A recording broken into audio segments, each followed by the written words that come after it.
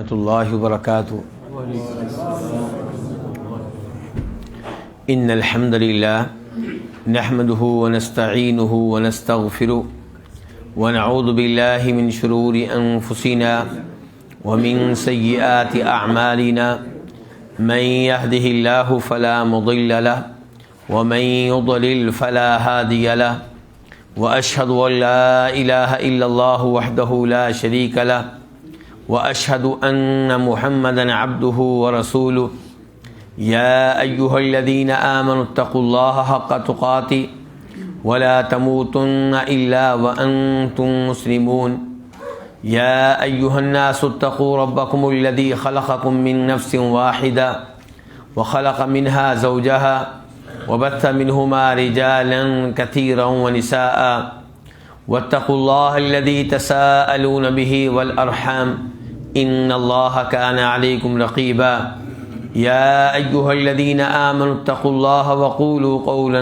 سديدا يصلح لكم اعمالكم ويغفر لكم ذنوبكم ومن يطع الله ورسوله فقد فاز فوزا عظيما اما بعد فان خير الحديث كتاب الله وخير الهدي هدي محمد صلى الله عليه وسلم وشر الأمور محدثاتها وكل محدثة بدعة وكل بدعة ضلالة وكل ضلالة في النار. قال تعالى ألم تعلم أن الله يعلم ما في السماء والأرض إن ذلك في كتاب إن ذلك على الله يسير. ہر قسم کی حمد و ثناء اللہ رب العزت کے لیے جو ہم سب کا خالق، مالک اور رازق ہے، جس کی توفیق سے آج ہم یہاں اکٹھے ہوئے ہیں اور کثرت سے درود و سلام و امام الانبیاء جناب محمد الرسول اللہ صلی اللہ علیہ وسلم کی ذات اقدس پہ، جنہوں نے اللہ رب العزت کی طرف سے نازل کردہ دین امت تک پہنچانے کا حق ادا کر دیا۔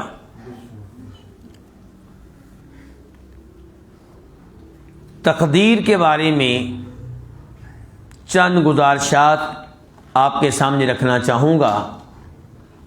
یہ تو ممکن نہیں ہے کہ اس موضوع کا حق ادا ہو سکے، لیکن چند باتیں جو بیان کرنے کا موقع مل جائے، جو سننے کا موقع مل جائے، وہ غنیمت ہے۔ تقدیر پہ ایمان لانا یہ ہمارے ایمان کا بنیادی حصہ ہے، لیکن تقدیر پہ ایمان لانا کہتے کس کو ہیں؟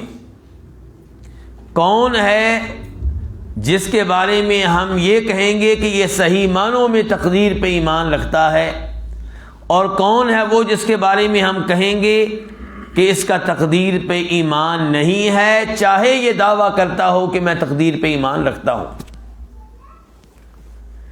اس کے لیے یہ جاننا پڑے گا کہ تقدیر کے مراتب، درجات کتنے ہیں، تقدیر کے ارکان کتنے ہیں۔ تو تقدیر کے 4 مراتب ہیں۔ کتنے ہیں جائی صاحب؟ 4۔ تقدیر کا پہلا مرتبہ علم،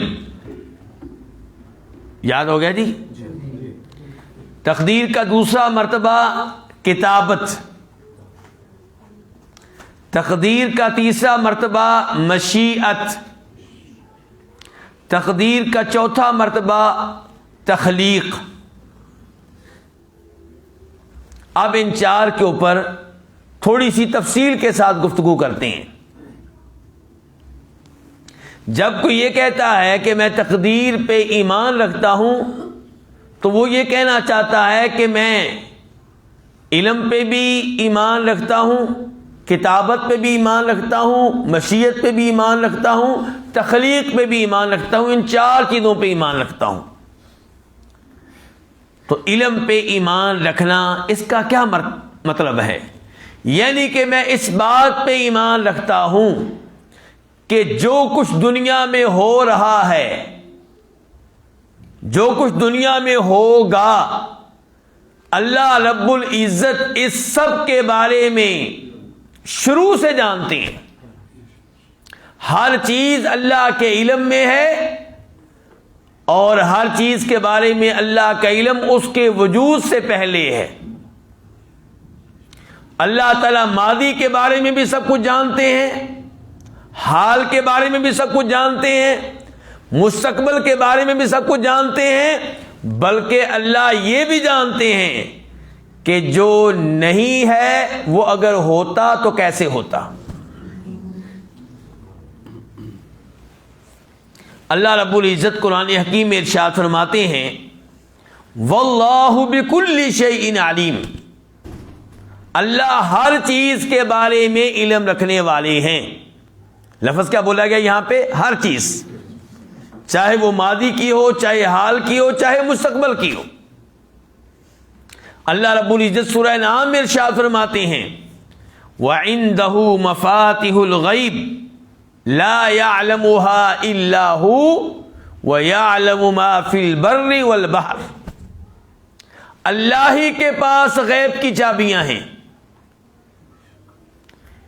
ان کے بارے میں اللہ کے علاوہ کوئی علم نہیں رکھتا.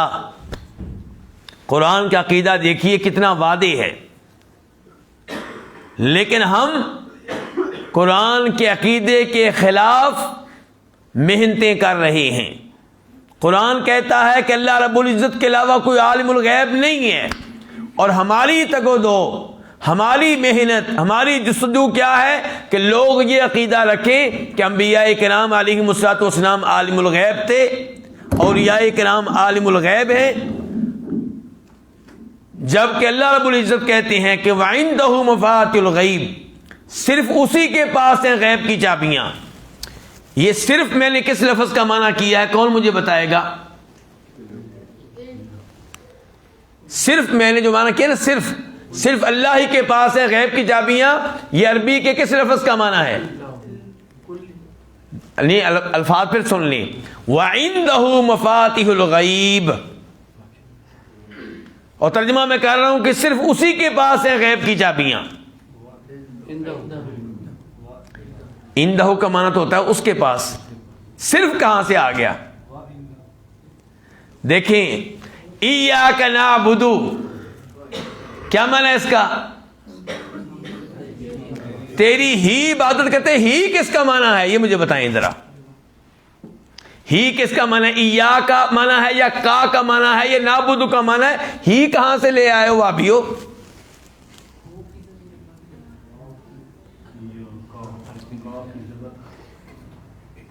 یہ تو بڑے افسوس کا مقام ہے جی کہ ہم ابھی تک آپ کو سورہ فاتحہ کے صحیح معنی نہیں بتا سکے.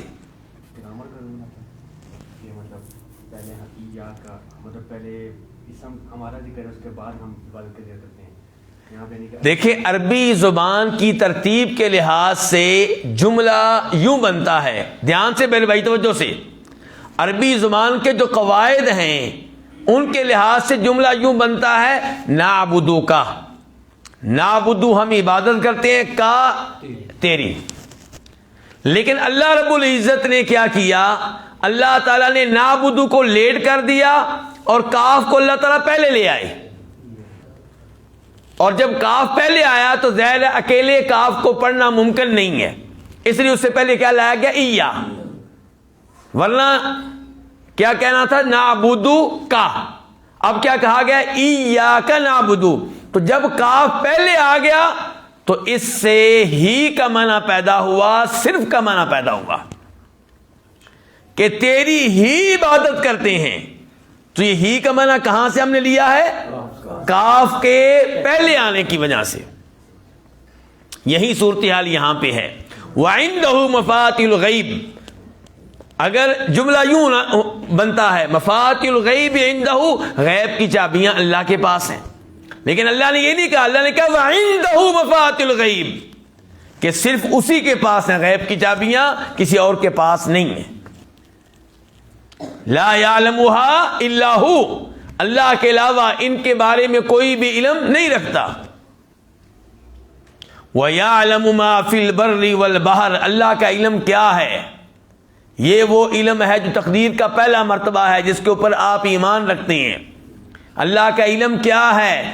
فرمایا جو کچھ بھی پانی میں ہے، سمندر میں ہے، دریا میں ہے، ایک ایک چیز کے بارے میں اللہ علم رکھتے ہیں، اور جو کچھ بھی صحراؤں میں، جنگلوں میں، خشکی پہ، پہاڑوں پہ ہے، اللہ ایک ایک چیز کے بارے میں علم رکھتے ہیں۔ میں اور آپ بھی علم والے ہیں، ایسے ہی ہے، بالکل علم والے ہیں، اس میں کون سا کوئی شک ہے؟ لیکن میرا اور آپ کا علم یہ ہے کہ ہمیں یہ نہیں پتا کہ ہماری جیب میں کیا کچھ ہے، ہمیں یہ نہیں پتا ہماری کمر کی صورتحال آج کل کیا ہے،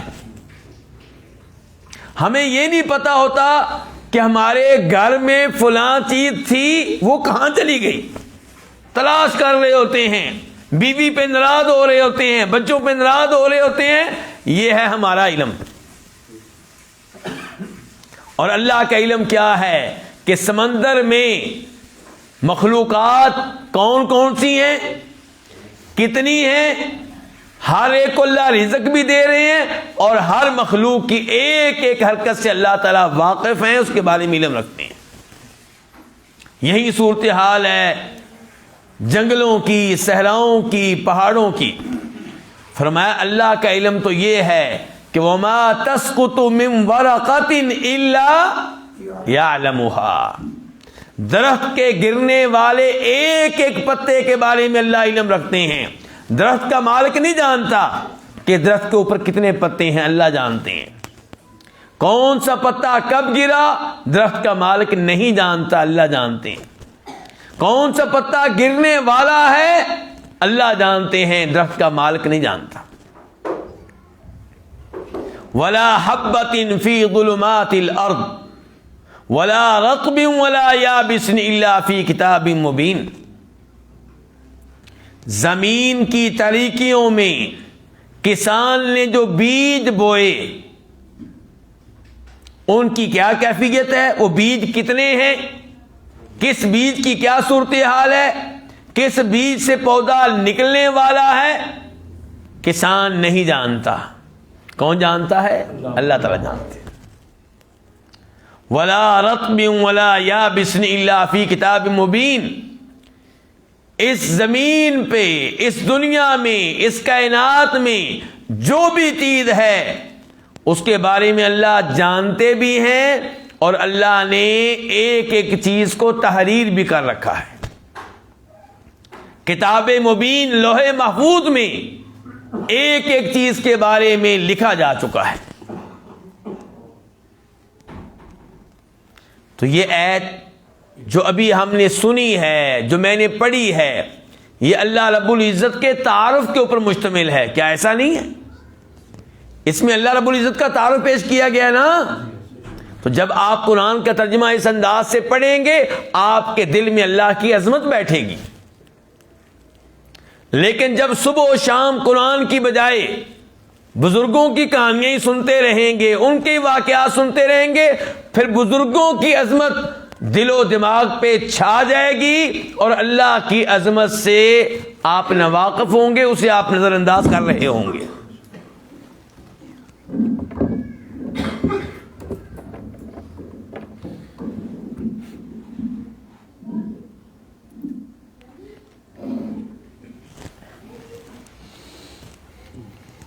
تو قرآن کریم پڑھنے کا اپنا ہی لطف ہے، قرآن کریم کی تفسیر سننے کا اپنا ہی مزہ ہے۔ تو اپنے آپ کو عادت ڈالنی کسی نہ کسی تفسیر کی کلاس میں بیٹھنے کی۔ اللہ رب العزت ہم سب کو توفیق عنایت فرمائے۔ تو اس ایسے پتہ چلا اللہ رب العزت کے علم کے بارے میں کہ اللہ تعالیٰ ایک ایک چیز کے بارے میں علم رکھتے ہیں۔ یہ تھا تقدیر کا پہلا مرتبہ۔ اس کا کیا نام تھا؟ چھوٹے بچے بتائیں گے۔ کیوں بیٹا؟ علم۔ ماشاءاللہ، بہت اچھے۔ تقدیر کا دوسرا مرتبہ کیا تھا؟ کتابت۔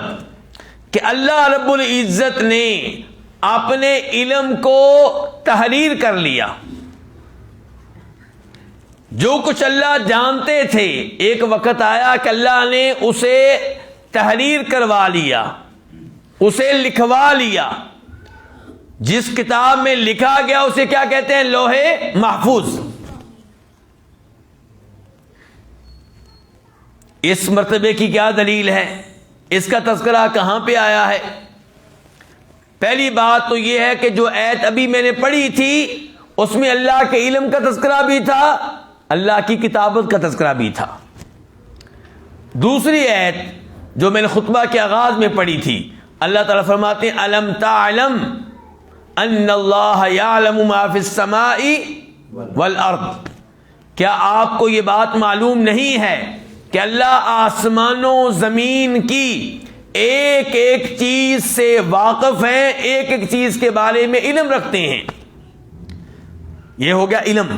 اس کے بعد فرمایا ان ذالک فی کتاب، بلکہ یہ ایک ایک چیز کا علم اللہ تعالیٰ نے ایک کتاب میں درج کر رکھا ہے.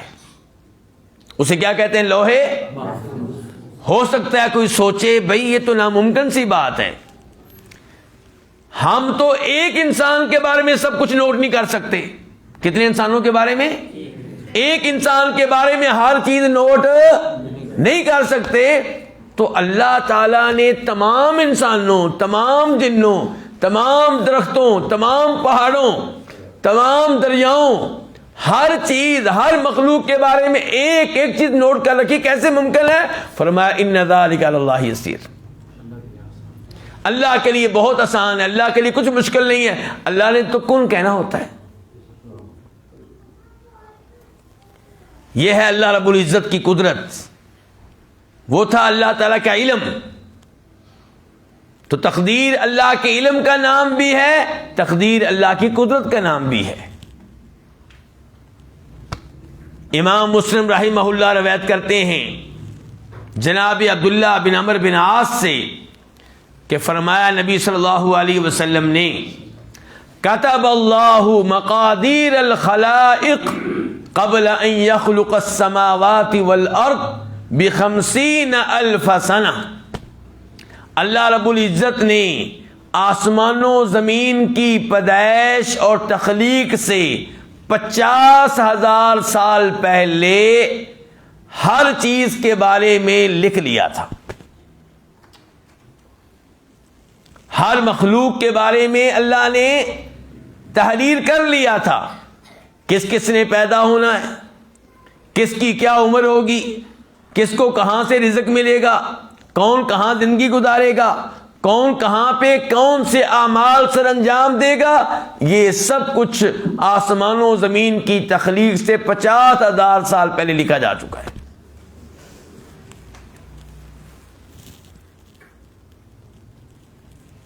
کتنے مراتب ہو گئے جی؟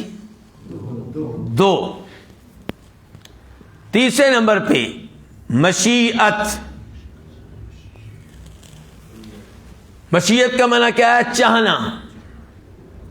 جو کچھ اس کائنات میں ہو رہا ہے اللہ کی مشیت سے ہو رہا ہے، جسے اردو میں ہم کہتے ہیں اللہ کی مرضی.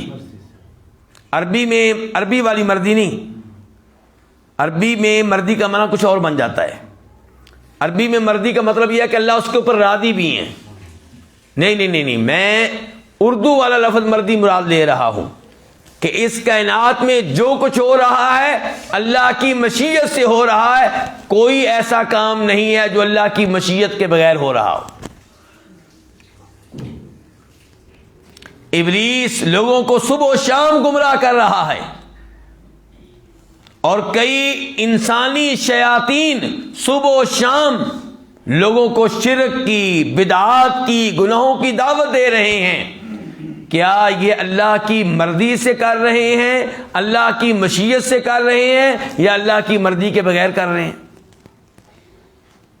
یہ آپ سے سوال ہے میرا. اللہ کی مرضی کے بغیر کر رہے ہیں. وہ کہہ رہے ہیں مرضی کے بغیر، آپ کہتے ہیں نہیں. میں کس کی بات مانوں جی؟ ایک ہی مسجد کے نمازیوں میں اختلاف ہو گیا تو معتزلہ پھر سچے نکلے نا. معتزلی سچے نکلے، ان کی بھی عقل نہیں مانتی تھی. انہوں نے کہا یہ کیسے ممکن ہے کہ گناہ اللہ کی مشیت سے ہو رہا ہو، زنا اللہ کی مشیت سے ہو رہا ہو، چوری اللہ کی مشیت سے ہو رہی ہو، اس لیے انہوں نے کہا کہ انسان اپنے عمل کا خود خالق ہے۔ یہ آگے تذکرہ آنے والا ہے بہرحال اس گفتگو کا۔ تو میرے بھائیوں، صحیح موقف یہ ہے کہ اس کائنات میں جو کچھ ہو رہا ہے اللہ کی مشیت سے ہو رہا ہے۔ اگر آپ یہ کہیں گے کہ اللہ کی مشیت کے بغیر گناہ ہو رہے ہیں، اس کا مطلب یہ ہوا نعوذ باللہ اللہ دیکھ رہا ہے، اللہ چاہتا نہیں ہے لیکن بے بس ہے، کچھ کر نہیں سکتا، نعوذ باللہ من ذالک۔ پھر یہی مطلب ہوگا نا کہ ابلیس اللہ کے بندوں کو گمراہ کر رہا ہے، اللہ دیکھ رہے ہیں، نعوذ باللہ روک نہیں سکتے، مشیت اللہ کی نہیں ہے اس میں، بس اللہ تعالیٰ کو نعوذ باللہ غصہ آ رہا ہے لیکن کچھ کر نہیں سکتے۔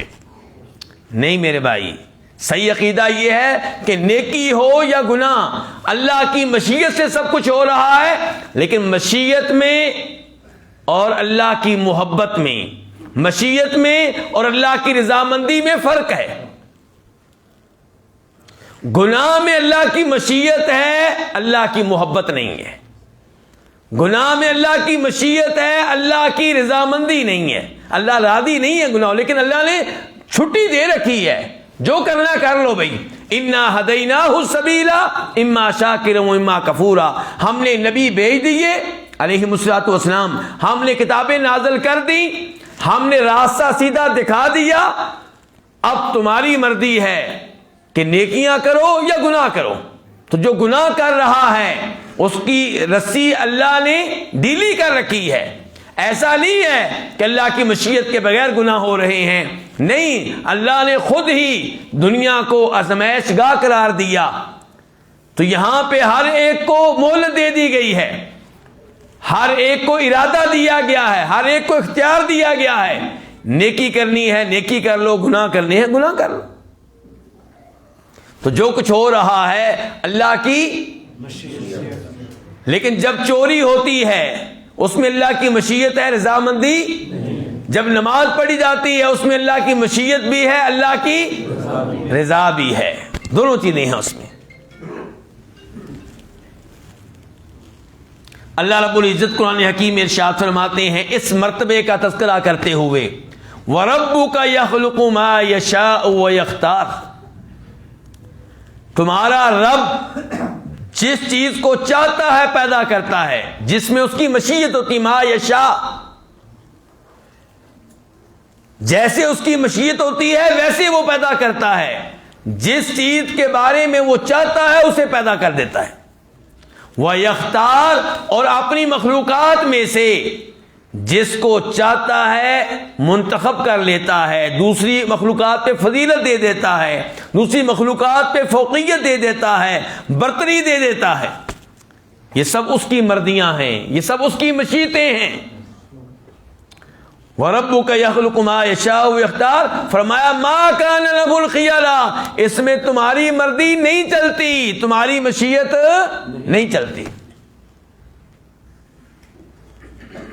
سب اللہ کے اختیارات ہیں، اللہ کی مشیت ہے، اللہ کی مرضیاں ہیں۔ اور اللہ تعالیٰ فرماتے ہیں سورہ تکویر میں، ذرا دھیان سے سنیے گا، قرآن حکیم کا تذکرہ ہو رہا ہے، اللہ تعالیٰ کہتے ہیں ان ہوا الا ذکر للعالمین، قرآن جہان والوں کے لیے کیا ہے؟ نصیحت ہے، ہر ایک کے لیے۔ فرمایا لمن شاء منکم ان یستقیم، یہ نصیحت اس کے لیے ہے جو سیدھے راستے پہ چلنا چاہے، جو ٹھیک رہنا چاہے، تو قرآن اس کے لیے واعظ کی کتاب ہے، نصیحت کی کتاب ہے۔ تو یہاں پہ اللہ نے کیا کہا ہے؟ لمن شاء،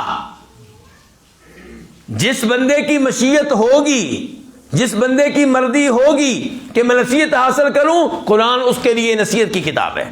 تو یہاں پہ اللہ نے ثابت کیا کہ بندے کی بھی مشیت ہوتی ہے، بندے کا بھی ارادہ ہوتا ہے، بندے کا بھی اختیار ہوتا ہے، لیکن اللہ نے ساتھ ہی کہا سن لو وما تشاءون الا ان یشاء اللہ رب العالمین، تمہاری مشیت رب کی مشیت کے تابع ہے. یہ ممکن نہیں ہے کہ تم کوئی ایک بھی ایسی حرکت کر جاؤ, کوئی ایک بھی ایسا لفظ ادا کر سکو, کوئی ایک بھی ایسا فیصلہ کر لو جس میں اللہ کی مشیت نہ ہو.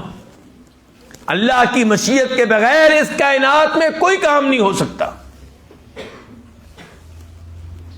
انسان کو اللہ نے ارادہ دیا ہے, انسان کو اللہ نے اختیار دیا ہے, لیکن انسان کا اختیار, انسان کا ارادہ اللہ کے ارادے اور اللہ کی مشیت کے تابع ہے.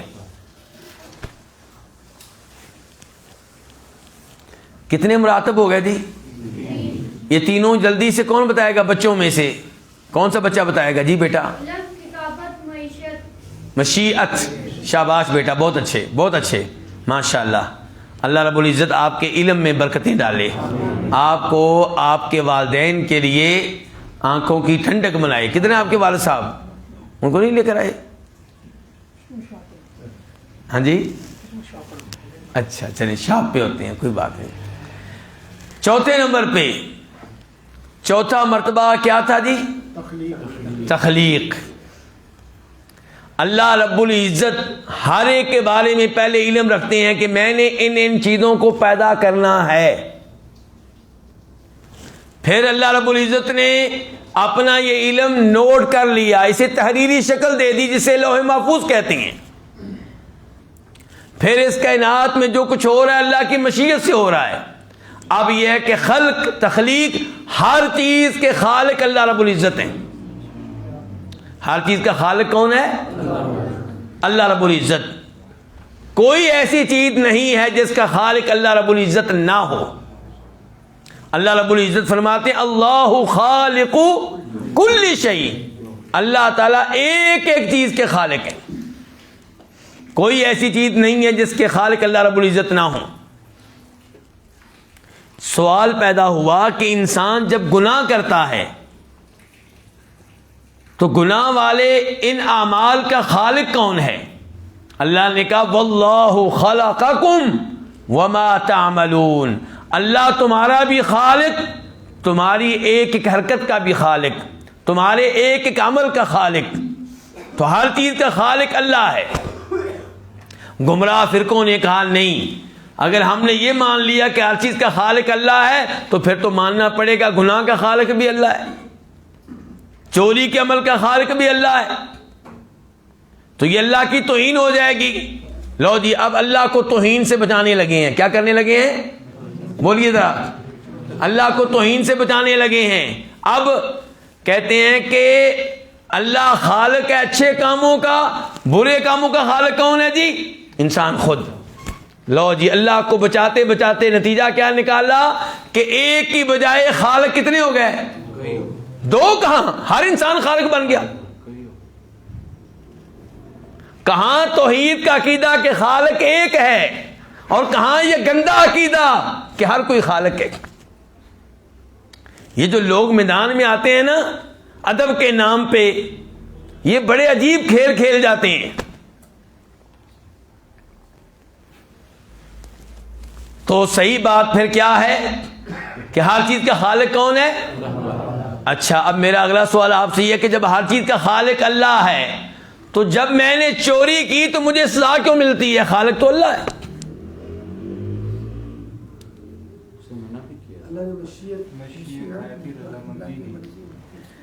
تو خالق اللہ ہے, لیکن اللہ نے مجھے ارادہ دیا, چوری کرنی ہے کرو, نہیں کرنی نہ کرو. اللہ نے مجھے اختیار دیا, چوری کرنی ہے کرو, نہیں کرنی تو نہ کرو. تو جن جن اعمال میں, اقوال میں اللہ نے مجھے ارادہ دیا ہے, اختیار دیا ہے, وہاں پہ میرا حساب ہوگا. اور جہاں اللہ نے مجھے ارادہ نہیں دیا, اختیار نہیں دیا, وہاں پہ میرا حساب نہیں ہوگا. مجھ سے نہیں پوچھا جائے گا کہ تمہارا گلا کیوں خراب ہوا تھا, مجھ سے نہیں پوچھا جائے گا تمہارا قد کیوں چھوٹا تھا, مجھ سے نہیں پوچھا جائے گا تمہارا رنگ کیوں کالا تھا, مجھ سے نہیں پوچھا جائے گا کہ تمہارے بال چھوٹے کیوں تھے یا بڑے کیوں تھے, کیونکہ ان امور میں اللہ نے مجھے اختیار نہیں دیا. اور جہاں پہ اختیار دیا ہے وہاں پہ حساب ہوگا. تو میرے بھائیو کتنے مرتبے ہو گئے؟ یہ 4۔ تقدیر پہ ایمان لانے والا وہ کہلائے گا جس کا ان 4 مراتب کے اوپر ایمان ہوگا۔ اور یاد رکھیے ان مراتب کے معاملے میں ماضی میں بھی اور موجودہ زمانے میں بھی کئی لوگ گمراہ ہوئے، اس لیے بڑی احتیاط کی ضرورت ہے۔ ایک روایت آپ کے سامنے ذکر کرنا چاہوں گا جس سے آپ کو احساس ہوگا کہ تقدیر کی دین میں کیا اہمیت ہے۔ یہ روایت امام مسلم اپنی صحیح میں لے کر آئے ہیں۔ راوی ہیں یحییٰ بن یعمر۔ راوی کون ہے جی؟ یحییٰ بن یعمر کہتے ہیں کہ میں اور حمید بن عبد الرحمن حمیری ہم حج کے لیے نکلے، عمرے کے لیے نکلے۔ کہاں سے؟ بصرہ سے، یعنی کہ بصرہ سے، بصرہ کہاں آج کل جی؟ عراق میں۔ تو وہاں سے نکلے مکہ مدینہ کی جانب، اور کہتے ہیں کہ بصرہ میں سب سے پہلے جس آدمی نے تقدیر کا انکار کیا وہ معبد جہنی تھا۔ وہ کون تھا؟ معبد جہنی تھا۔ کہتے ہیں ہم حج عمرے کے لیے نکلے تو ہماری خواہش یہ تھی کہ ہمیں کوئی نہ کوئی نبی علیہ السلام کے صحابی مل جائیں تاکہ ہم ان سے ان لوگوں کے بارے میں گفتگو کر سکیں جو تقدیر کا انکار کر رہے ہیں، جو کیا کر رہے ہیں؟ تقدیر کا انکار کر رہے ہیں۔ کہتے ہیں کہ اللہ نے ہمارے اوپر کرم کیا کہ ہماری ملاقات ہوگی عبداللہ بن عمر سے، اور وہ مسجد میں داخل ہو رہے تھے۔ ہم دونوں میں سے ایک ان کی دائیں جانب ہو گیا، دوسرا بائیں جانب ہو گیا، اور کہتے ہیں کہ مجھے معلوم تھا کہ میرے ساتھی حمید بن عبد الرحمن حمیری کی خواہش یہ ہوگی کہ گفتگو کا آغاز میں کروں، چنانچہ گفتگو کا آغاز میں نے کیا۔ میں نے ان سے کہا اِنَّهُ ظَهَرَ قِبَلَنَا نَاسٌ يَقْرَؤُونَ الْقُرْآنَ وَيَتَقَفَّلُونَ الْعِلْمَ وَيَزْعُمُونَ أَلَّا قَدَرَ وَأَنَّ الْأَمْرَ أُنُفٌ، کہ ہماری جانب کچھ لوگ ایسے سامنے آئے ہیں، ایک ایسا گروپ سامنے آیا ہے لوگوں کا جن کا نظریہ یہ ہے، جن کی سوچ یہ ہے کہ تقدیر کوئی چیز نہیں ہے، اور یہ وہ لوگ ہیں جو قرآن پڑھتے ہیں، قرآن پڑھتے ہیں، علم لیتے ہیں، علم حاصل کرتے ہیں، اس کے باوجود یہ عقیدہ رکھتے ہیں کہ تقدیر نامی کوئی چیز نہیں ہے۔ وَأَنَّ الْأَمْرَ أُنُفٌ، اور دنیا میں جب کوئی واقعہ ہو رہا ہوتا ہے تب اللہ کے علم میں آتا ہے، پہلے سے اللہ کے علم میں نہیں ہوتا۔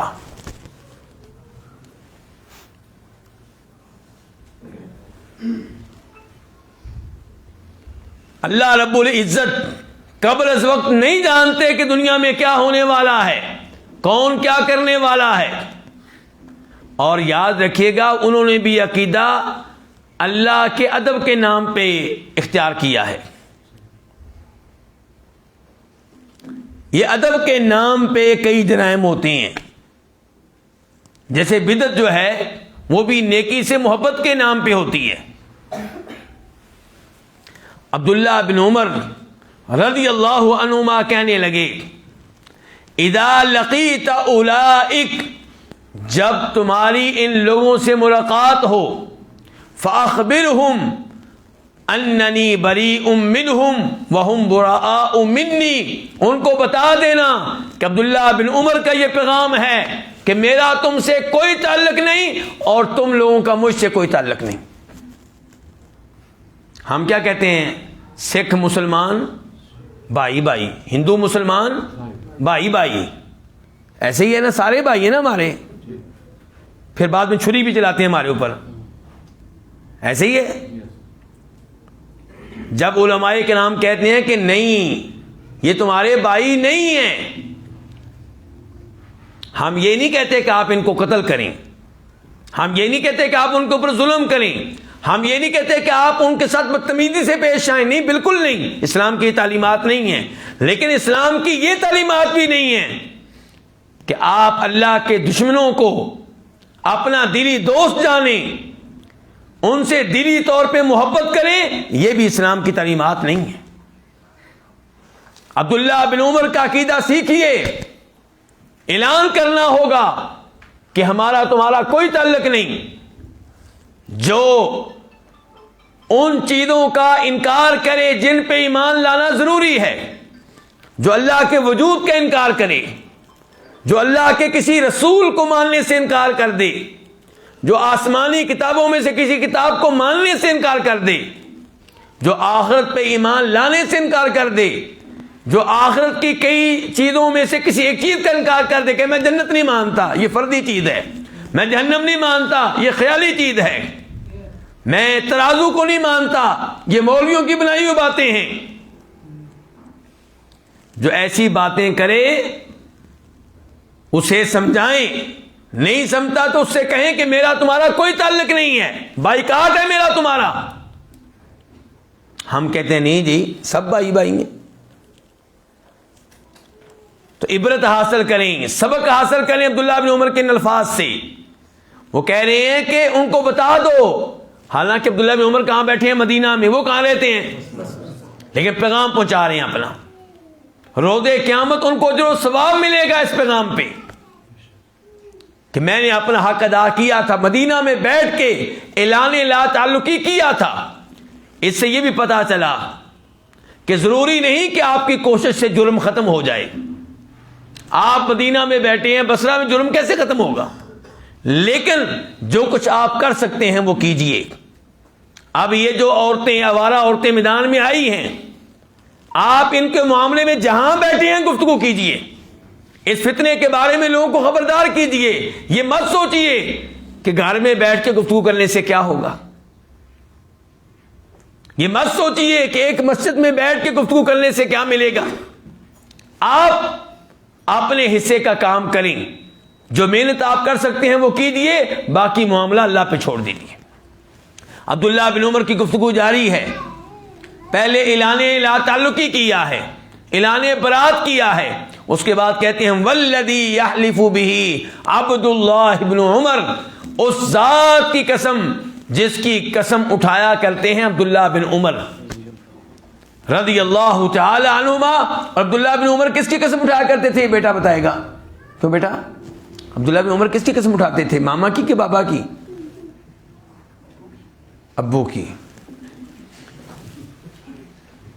ہاں جی، عبداللہ بن عمر کس کی قسم اٹھایا کرتے تھے بیٹا؟ جی بیٹا آپ بتائیں، آپ ہی بتائیں دوبارہ۔ ہاں جی، اللہ تعالیٰ کی۔ صحابہ کرام رضوان اللہ علیہم اجمعین کس کی قسم اٹھایا کرتے تھے؟ اللہ تعالیٰ کی۔ تو عبداللہ بن عمر کہہ رہے ہیں میں اس ذات کی قسم اٹھاتا ہوں جس کی میں قسم اٹھایا کرتا ہوں، اور قسم اٹھا کے یہ کہتا ہوں کہ جو یہ کہتے ہیں کہ تقدیر کوئی چیز نہیں ہے اور اللہ تعالیٰ کو ہر چیز کے بارے میں علم تب ہوتا ہے جب وہ واقع ہوتی ہے، قبل از وقت علم نہیں ہوتا، ان کو یہ بھی بتا دو کہ اگر ان میں سے کسی کے پاس احد پہاڑ کے برابر گولڈ ہو، سونا ہو، اللہ کی راہ میں دے، اللہ کی راہ میں خرچ کرے، اس مال سے مسجدیں بنائے، یتیموں کو دے، ایمبولینسیں چلتی ہوں، ہاسپٹل ہوں، اور سارے کا سارا مال اللہ کی راہ میں لگا دے، اللہ تعالیٰ نہیں قبول کرے گا جب تک کہ تقدیر پہ ایمان نہیں لائے گا۔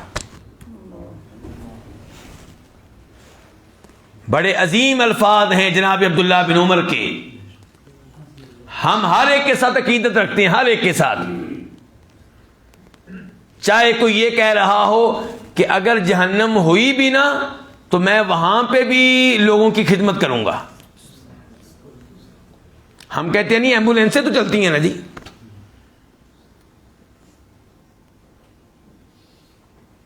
اور میں خبردار کر دوں آپ کو، یہ جو آپ کے بڑے بڑے سائنسدان ہیں جن کے اوپر آپ فخر کرتے ہیں، میں یہ موجودہ سائنسدانوں کی بات نہیں کر رہا، ماضی کے سائنسدان جنہوں نے فلاں نے یہ ایجاد کیا، فلاں نے یہ ایجاد کیا، ان میں سے اکثر کے عقائد بڑے خطرناک ہیں.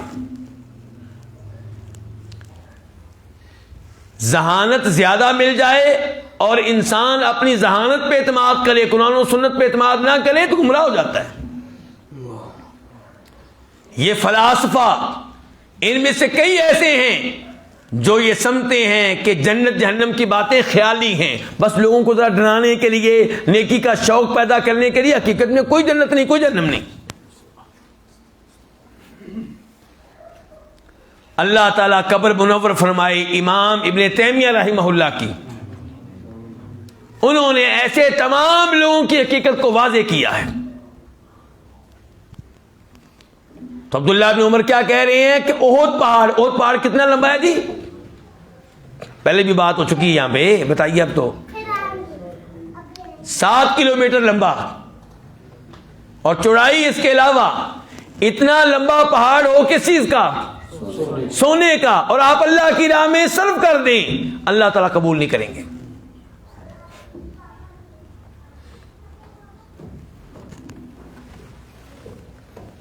تو جب تک عقیدہ صحیح نہیں ہے, توحید نہیں ہے, آپ نیکی کے خیر کے جو بھی کام کریں آپ 0/0 ہیں. لیکن ہمارے مسلمان وہ رشک کر رہے ہوتے ہیں. میں نے پہلے بھی ایک درس میں کہا ہے کہ وہ بچی جو فوت ہوگی کیا جس کا نام تھا عرفہ کریم, اس کا انٹرویو کبھی آپ سنیں تو اس میں کہتی ہے کہ مجھے, وہ کیا نام ہے اس کا, بل گیٹس نے مجھے 10 منٹ دیے ملاقات کے لیے, اور یہ میرے لیے بہت بڑا اعزاز ہے. یہ الفاظ تو ایسے نہیں ہے کہ جو میں کہوں کہ گناہ پہ مشتمل ہیں, لیکن عام طور پہ مسلمان ایسے ہیں کہ وہ ایسے افراد سے دلی محبت کرتے ہیں, اور کافر سے دلی محبت کرنا جرم ہے.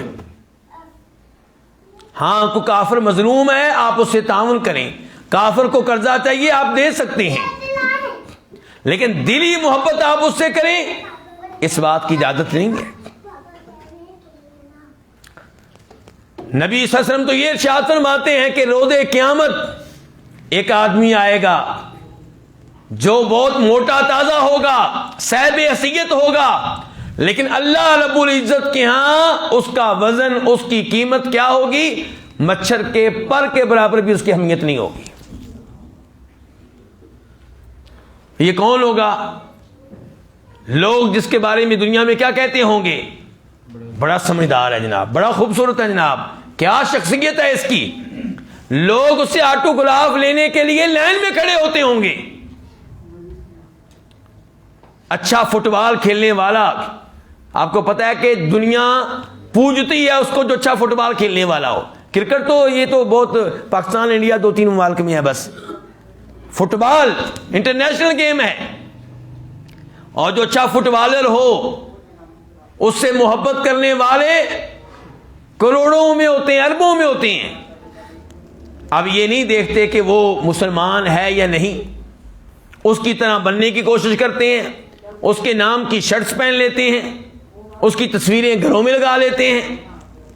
نہیں سوچتے کہ اللہ رب العزت آپ کی اس حرکت سے خوش ہو رہے ہیں یا ناراض ہو رہے ہیں. تو عبداللہ بن عمر نے وعدے کر دیا کہ جب عقیدہ ٹھیک نہیں ہے, جن چیزوں پہ ایمان لانا ضروری ہے ان پہ جب آپ کا ایمان نہیں ہے تو احد پہاڑ کے برابر سونا بھی خرچ کر دیں تو اس کا کوئی فائدہ نہیں ہے.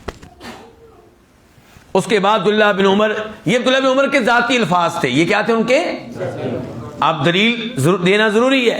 پھر دلیل دی, کہتے ہیں, اب یہ حدیث آپ لوگوں نے کئی دفعہ سنی ہوگی, میں جلدی کے ساتھ یہ آپ کے سامنے رکھوں گا. کہتے ہیں کہ میرے والد صاحب نے بتایا. عبداللہ بن عمر کے والد صاحب کا نام کون سا بچہ جانتا ہے؟ جی بیٹا, بہت اچھے ماشاءاللہ. عبداللہ بن عمر کے والد کا نام کیا ہے؟ عمر بن خطاب رضی اللہ تعالی عنہ. بہت اچھے بیٹا. تو یہ عمر بن خطاب کہتے ہیں کہ ہم نبی علیہ السلام کے پاس بیٹھے ہوئے تھے, ایک آدمی آیا, اس کے کپڑے انتہائی سفید, صاف ستھرے سفید, اور بال اس کے سیاہ، انتہائی سیاہ،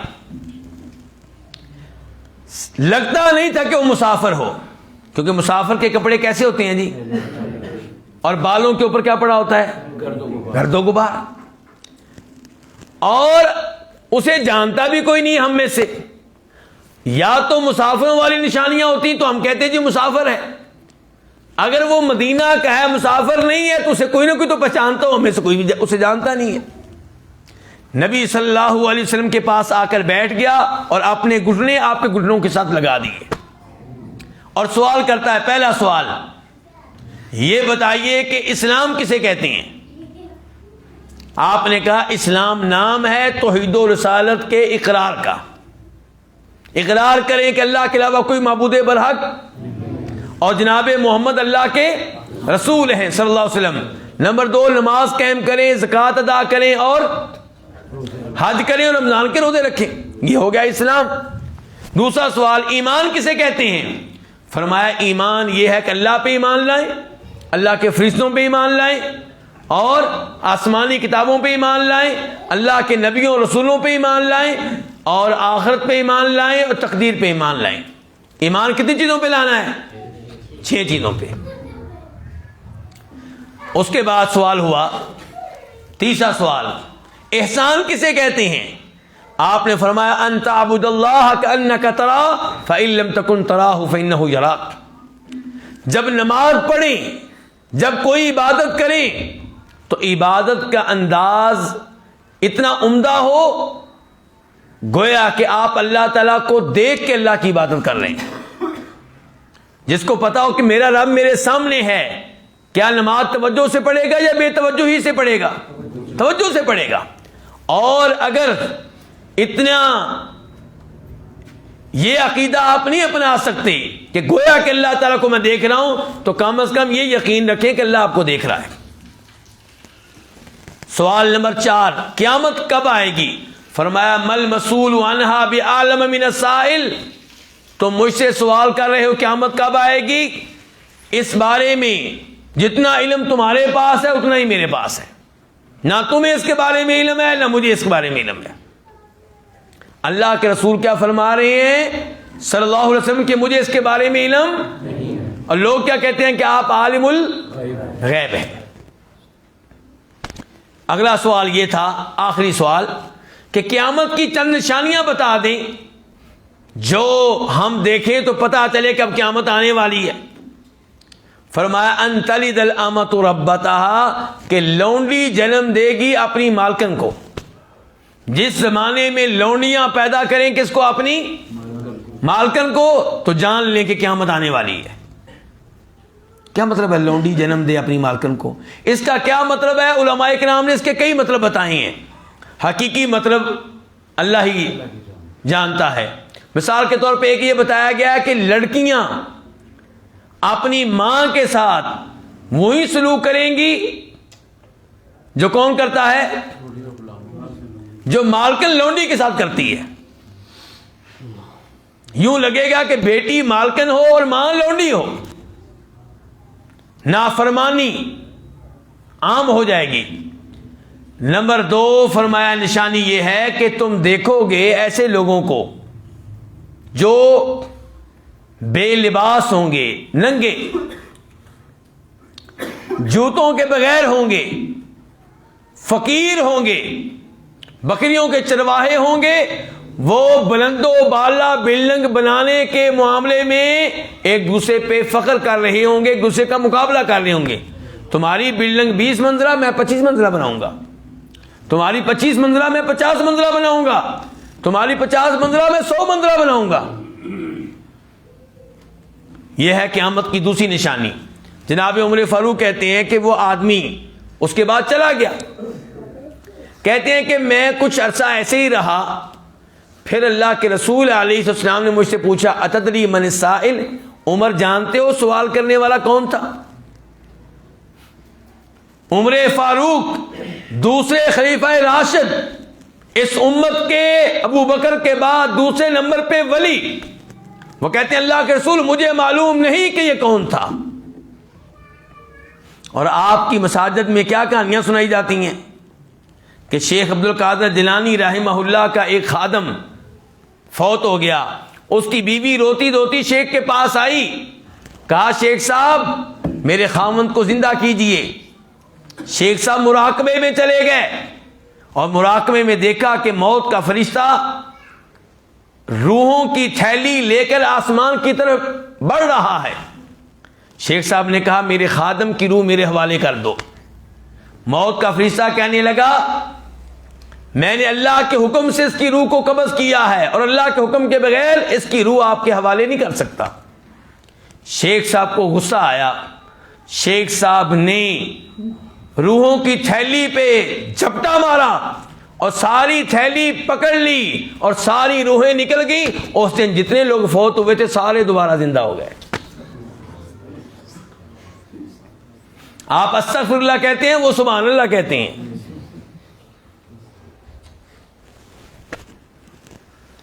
اور شیخ کا اس کہانی میں کوئی قصور نہیں ہے. شیخ انشاءاللہ اللہ کے ولی تھے. شیخ بہت بڑے عالم دین تھے. شیخ توحید بیان کرنے والے تھے. شیخ نماز میں رفع الیدین کرنے والے تھے. شیخ نماز میں اونچی آواز سے آمین کہنے والے تھے. ان کی کتابیں پڑھ کے دیکھیں, ترجمہ ہم نے نہیں کیا, انہوں نے کیا ہے.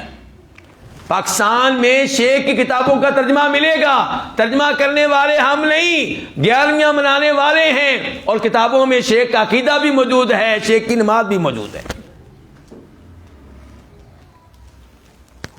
تو یہاں پہ عمر فاروق کو پتہ نہیں چل رہا کہ یہ کون صاحب تھے. فرمایا نبی علیہ السلام نے کہ یہ جبریل تھے. یہ اس لیے آئے تھے تاکہ سوالات کر کے تمہیں تمہارا دین سکھا سکیں. صحابہ کرام کو پتہ نہیں چلتا کہ یہ کون ہے, فرشتہ ہے یا کون ہے. اور یہ لوگ کیا کہانیاں بناتے ہیں کہ جناب شیخ نے موت کے فرشتے سے روحیں چھین لیں. انا للہ و انا الیہ راجعون.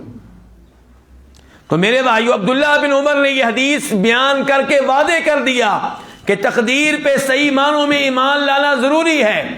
جو تقدیر کا منکر ہے وہ مومن نہیں ہے. وہ اوت پہاڑ کے برابر سونا بھی اللہ کی راہ میں خرچ کرے گا تو اللہ تعالیٰ قبول کرنے والی نہیں ہے.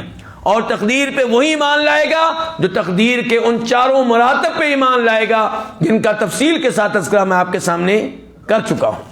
اللہ رب العزت سے دعا ہے کہ اللہ تعالیٰ ہمیں تقدیر پہ صحیح معنوں میں ایمان لانے کی توفیق عنایت فرمائے. اللہ تعالیٰ ہمارے عقیدے کو ہر طرح کی گمراہیوں سے محفوظ رکھے. اللہ تعالیٰ ہماری اولاد کی حفاظت فرمائے اور انہیں دنیا کے آخرت کے فتنوں سے محفوظ رکھے.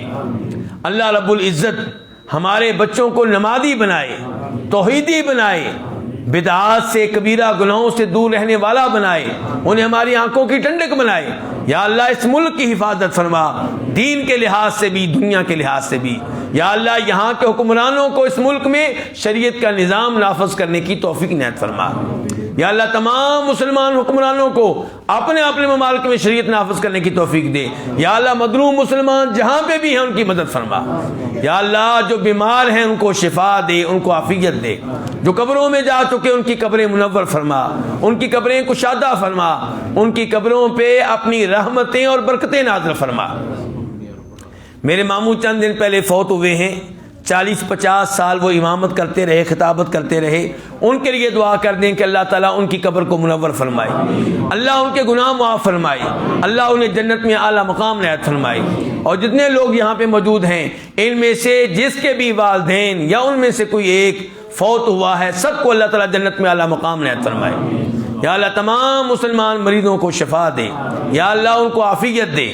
اور یہاں پہ بھی آپ سے درخواست کروں گا کہ میری بانجی بیمار ہے, اسے بھی ہاسپٹل میں لے کر گئے ہیں, دعا کیجیے گا کہ اللہ تعالیٰ اس کو عافیت دے.